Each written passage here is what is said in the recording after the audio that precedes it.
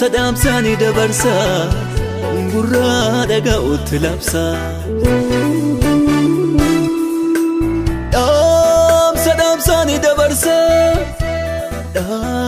Sadamsani dabarsa gurra dhaga'utti labsa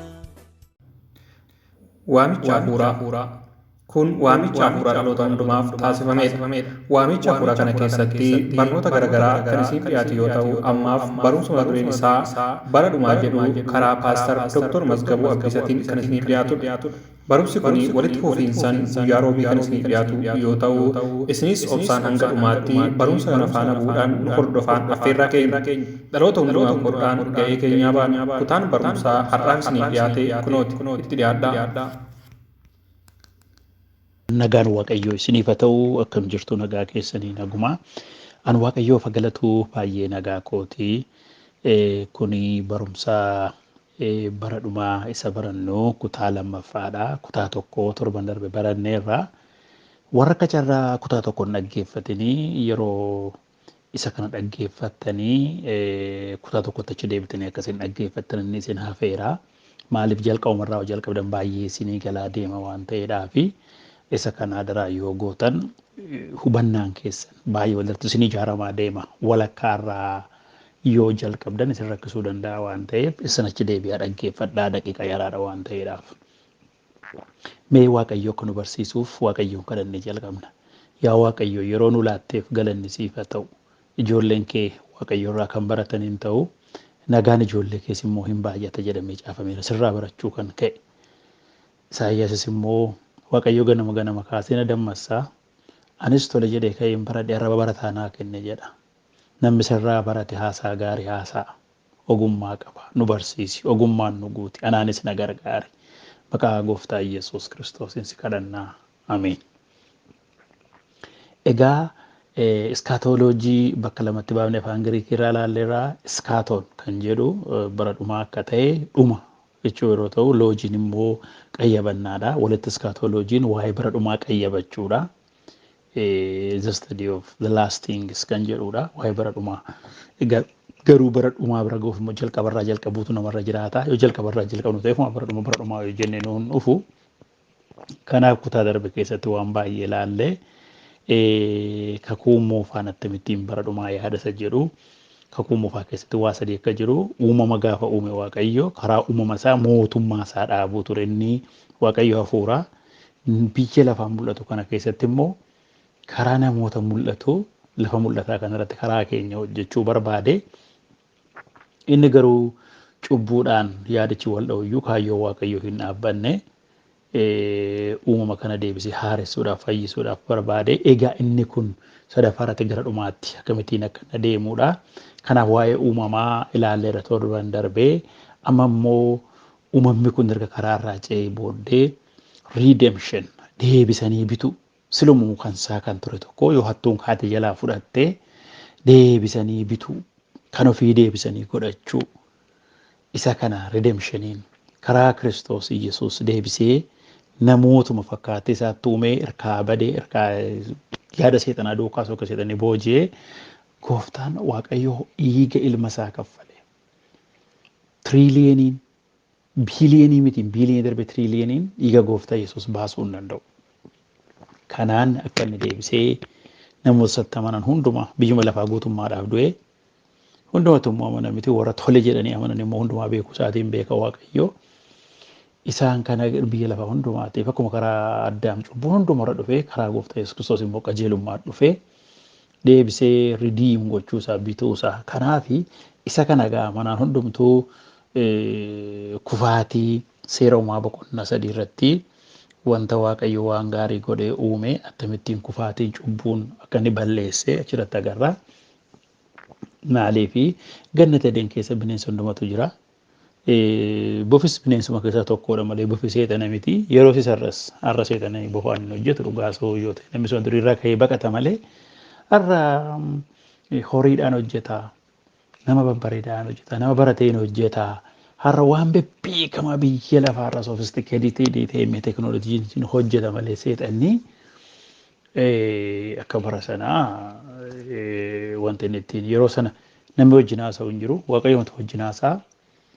Bofi immoo abshaala ture jedha seera uumaa boqonnaa 3 lakkoofsa 1 irraa gaafa laallu bineensota bakkee waaqayyo gooftaan uume hundumaa keessaa bofni caalaa haxxee turedha. Ogeessa turedha hiikisaa gaafa laallu.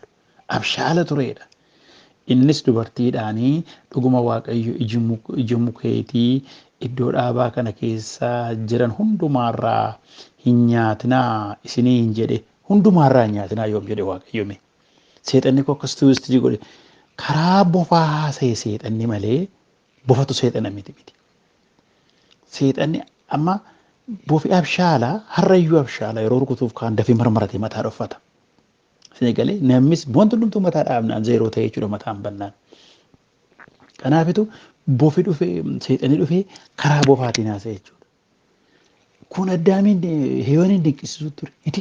Maali wajjin turreera kanaan dura attamitti bofi haasa'e jechuun maaliif bineensa manaa bineensa caaka kan jedhamu hin jiru kaa gannatuma keessa jiru maal akkamitti kun ta'e akkamittiin haasa'ee jechuu ture duraan haasa'an turre bofi tarii akkuma lootuu fa'aa akkuma warra fattee fa'aa kana miila qabarraa kana bee haasa'uun seenaa keessatti namaaf kenname namatu waaqayyooti fakkeeffame uumame waan ta'eedhaaf akkuma waaqayyo harreen gaafa haasa'e raajichi Bala'aamii gaafa laallu macaafasaa mul'atu raajichi Bala'aamii horiirra jira garaansaa waan ta'eef harreen isaa dura ni yaabbatee deemu takka haasofte hin beeku duraanis booddees maal akkamitti harreen koo haasofte waa'ee jedhe dinqisiifachuu dura ture naasuu keessa galuu dura ture dinqifannaa keessa galuu ture inni garuu ishee mayyuun tuma yaada isaa ture irra jira kaa namni waan yaada isaa waan tokko hin qabnaan dinqii waaqayyoo bukkeetti hojjetu waan tokko hin galuuf yookiin immoo seexanni wanti nu godhu waan tokko iyyuu hubachuu hin danda'u.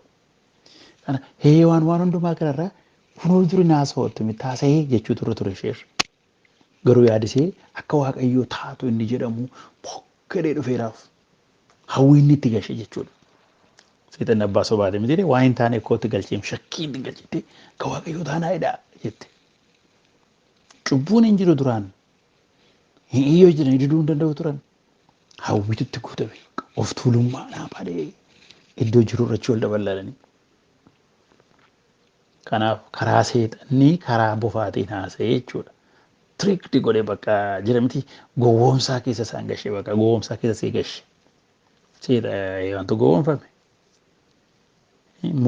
Mukicharra maajikii taamiriin hin jiru. Ammatuma waama tokko mukuma tokko fuudhees gahee ittiin bu'iin jedhee namni waan dhowwame itti bu'uu barbaada. Malee waan tokko wanta addaa tokkorra jiraate miti bukamaaf gaarii beessu kan. Waan gaarii beeku turan hamaa baruun maaltu barbaachisa waan gaarii erga beekne wanti gaariidhaan faallaanoo hamaadhaa sila iyyuu. Kanarraa ka'ee jecha sagalee waaqayyoof abboomuu dhiisu isaaniitti dhagaa kan fide malee muka sana miti dhagaa kan fide.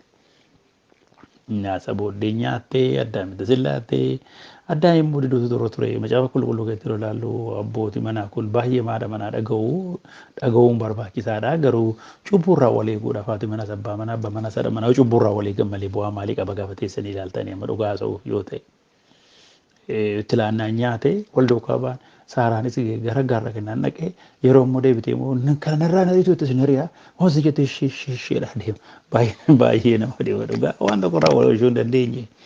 Innaa nyaatanii isa booddee lafillee na baarame qoraattiin ergasii biqile bishaan kana keessatti ameebaa jaardiyaan ergasii ba'e dhukkuba ergasii dhufe dafqaniitu nagadanii bu'aa dhabuun utuu qotanii midhaan maaseeraa dhabuun rakkoo meeqatuma hojii mootummaa hojjetaniitu waa tokko hojjetanii horii dhabuun kun qoramsi kun ergasii wal guuree dhufe jechuudha. Cubbuutu fide. Waaqayyo duraan uumama karaa mootummaa isaa xaqalaluu kan inni barbaade cubbuudhaan fidee seexanni fuudhee cubbuu fidee isaan hin goobse ittiin fuudhee fageesse. Garuu waaqayyo For knowledge waaqayyoo namni waan barate beeka waan fuula isaa dura jiru beeka waan boriin beeku namni isa darbeyyuu hin irraanfata.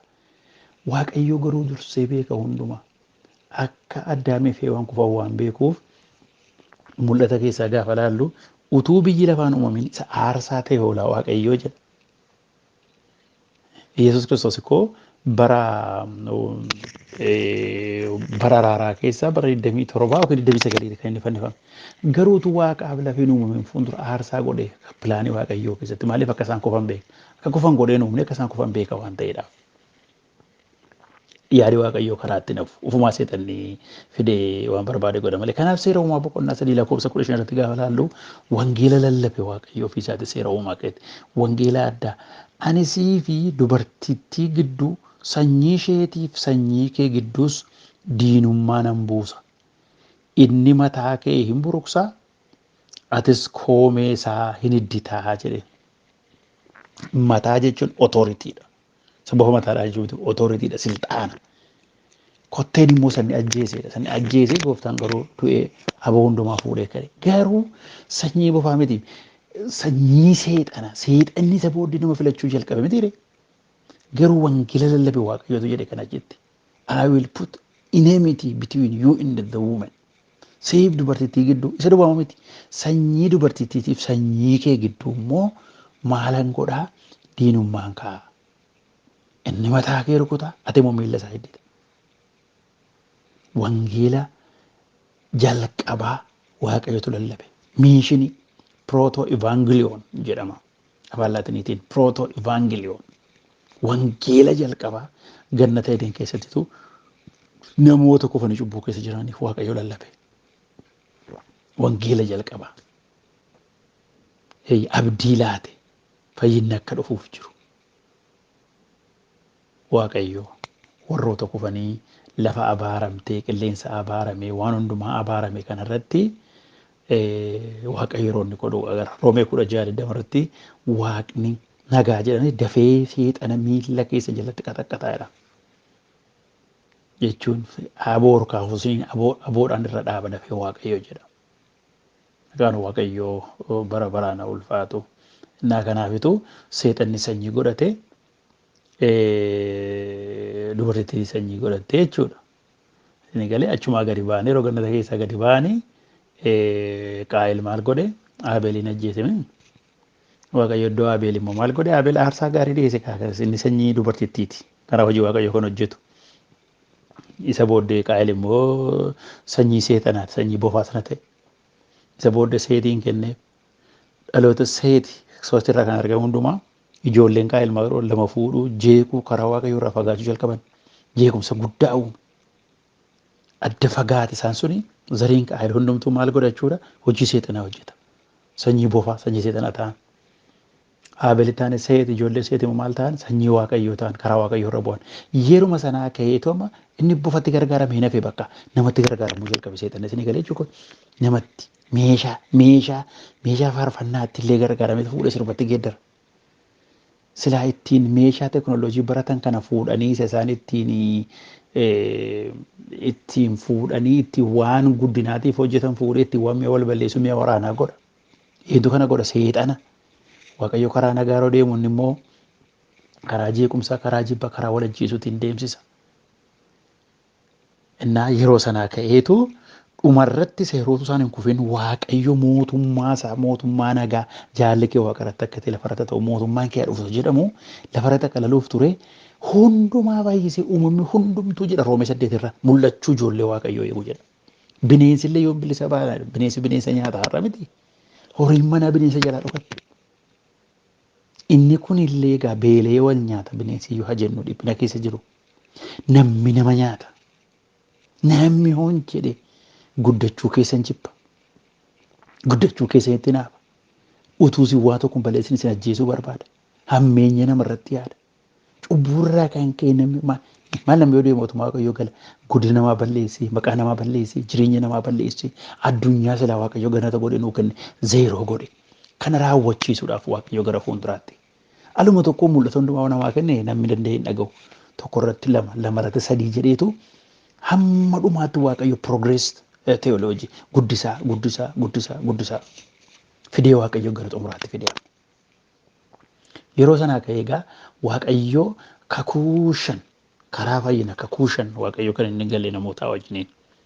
Inni tokkoffaanii Addaamii wajjin. Addaamii wajjiniin kakuu galee gannatuma Eden keessatti gaa amma laalleerraa wangeela jalqabaa waaqayyo yeroo lallabe. Fayyinni akka jiru dubartittiidhaan ilatu sanyiin dubartittiidha. Bofa sanarra aboo seexana sanarra aboo akka fuudhu aboo fudhateedha akka gara waggaa 4 oliif raatuu maraatuu gochaa na walitti naqaa wal jibbisiisaa wal nyaachisaa dhiiga dhugaa waraana waan meeqa godhaa waan meeqa balleessaa ture. Yaadumti waaqayyo akka bakka hin geenyeef oppoos godhaa ture. Waan meeqa irratti kaasee waaqayyo immoo pilaanii isaatiin hundumaa xumuratti fidaa deemaa jira. Kanadas kaatoloojii barumsa oromoon pilaanii isaatiin tokko irratti lama sadii jedheetu gara xumuraatti bareechee gara xumuraatti fidaa jira. Kanaaf egaa proto evangeliyoon isa jedhamu wangeela jalqabaa waaqayyo Addaamiif fi Hewaaniif lallabee gannata keessatti maal pilaanii waaqayyo gara dhumaatti akkamittiin akka dhufuuf jedhu. Loliisis dubartittii gidduu taa'ee waaqayyo lolii isa badan jenne maal gooftaa Yesuus Kiristoos abidda buusuun dhufee deema leekoo nagaan fidan jenne haadhaaf intala gidduutti abbaaf ilma gidduutti warra mananii warra namanni gidduutti jechuudha. Lukaas lamarratti immoo nagaan warra waaqayyoon jaallataniif warra yaada isaa keessa jiraniif nagaan haa ta'uudha malee kan inni jedhe calluma deemiti warra mananii nagaan isiniif haa ta'uudha warra fudhataniif gaafa ol galu. Nagaan waaqayyotti amananii argatama nagaan Yesuusitti amananii argatama malee calluma biyya lafaatiif nagaa makannee bakka nagaa kanaaf nagaa dhabde biyya lafaa. Indaam waraanni caalaa loliisi caalaa jibbi caalaa deema gara dhumaatti maaliif hamma waaqayyo dhufe teessoo lafarra dhaabutti itti caalaa deema. Warra gooftaa qaban garuu nagaa qabu nagaa san qaban akka biyya lafaa kennutti miti. Malee waraana badee beter woolidii finnaa bakka nagaa dhufa expecting godhanaa kun hamma waaqayyo dhufee mootummaa isaa dhaabutti kun hin jiru. Kanaaf egaa gaafa fudhannee ilaallu gara dhumaatti aboo seexannii gowwoomsee Hewaan hirkaaf Addaamii fi Hewaan hirkaaf fuudhee abaarsa dhufe kana waaqayyo dhumatti kaasee waaqa araab lafa haaraa akka inni fidu kana dabarsee akkoo galee kanaaf seeroma afurratti sadiirratti cubbuutu jedhame afurratti akkuma sanaan qaayila Abeeliin ajjeese shanirratti itti fufee cubbuuni yeroo laallachuu kooti walloliisii warri sun warri sanyii ajjeesu sanyiin qaayil kun isaan irraa kan dhalate kun lama fuuchuu sadii fuuchuu deebi'anii sirbuu cubbuu baay'isuu hammeenya baay'isuu kaayyoon waaqayyoo karaa kamiyyuu karaatti nafu isaan garuu waaqayyooti mormuu jalqabanii baay'ee. Dhalooti Addaamii fi Hewaan booddee dhufee egaa dhaloota jeequmsaa ture waaqayyo kana booddee nama isaa eenyuun kaafate Noohiin kaafate.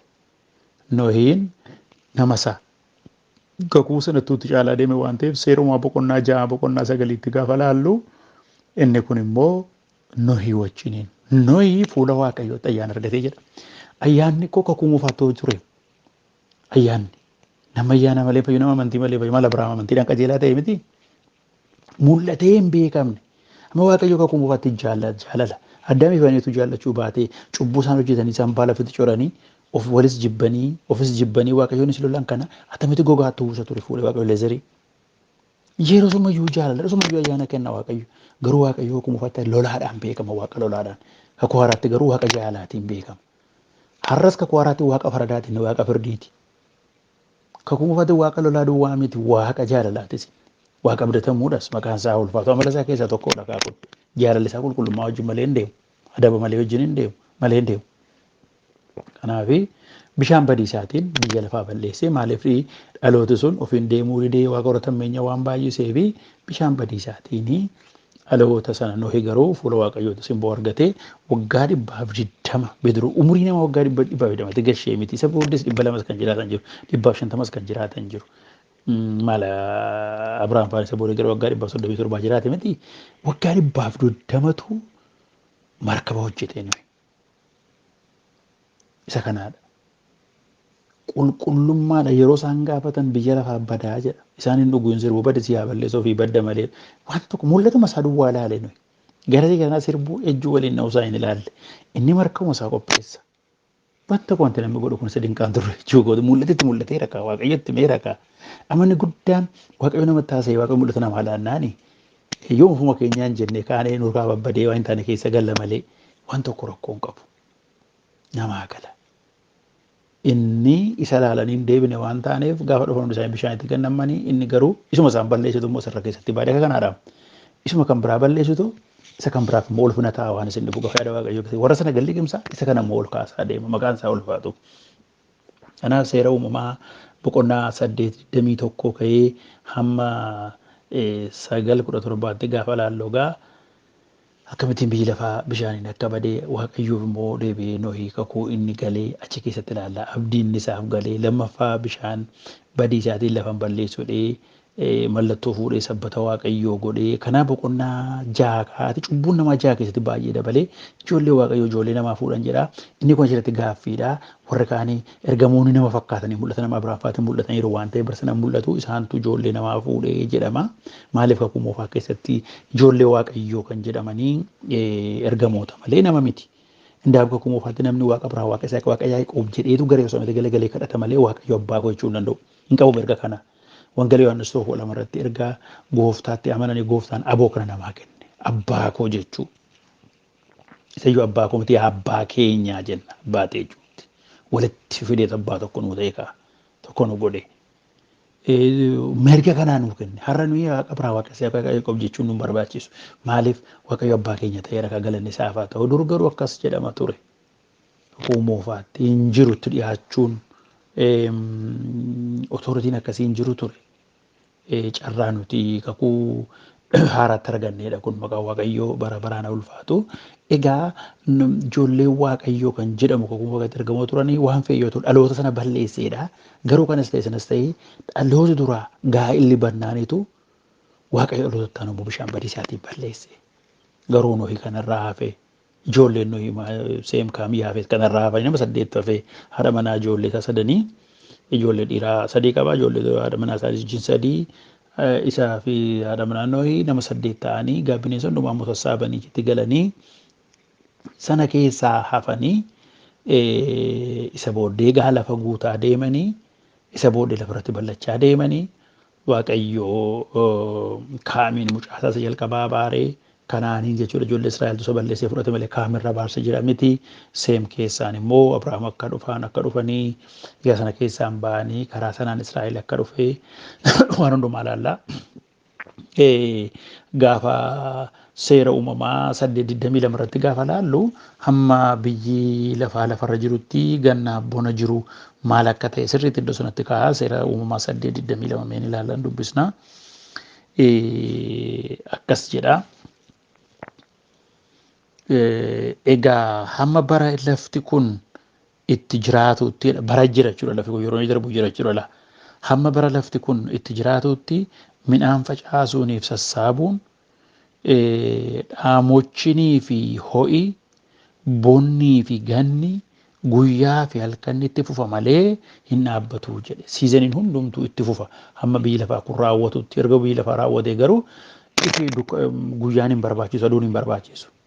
Jiis hin barbaachisu maaliif waaqayyo ofii isaatii ifa akka maqaan isaa ulfaatu halkanii waaqayyo fuuldura har'ayyuu har'uma jira maaliif kaleessis hin jiru boris hin jiru guyyaan fayyina har'aadha miti jechuu kooti nuyi fitu Abrahaamii fi wani waggaa Abrahaamii fi Saaraadha waggaa 25 ta'e malee waaqayyo deeqa 5 miti maaliif har'a wanti hundumtuu isa bira ifa maqaan isaa ulfaatu kanaaf hammasitti garuu waan tokko yoo dhaabbatu kana booda jedhee Nohii wajjiniin yeroo inni uumame har'aa halkanis guyyaas deebiis immoo torbees ji'as kenneef jechuudha ganna bona siizaniis hin kenneef guyyaas hin kenneef waggaas hin kenneef akkasittiin Nohii wajjiniin hojii isaa hojjetee gara Abrahaam amma gaa guddisaa deeme jechuudha laa hubadhaa guddisaa deeme amma Abrahaamiin warruma bakka Mesopotoomiyaa keessaa warruma waaqa tolfamaa keessaatu waaqayyo baasee kakuusaa wajjiniin dhaabe.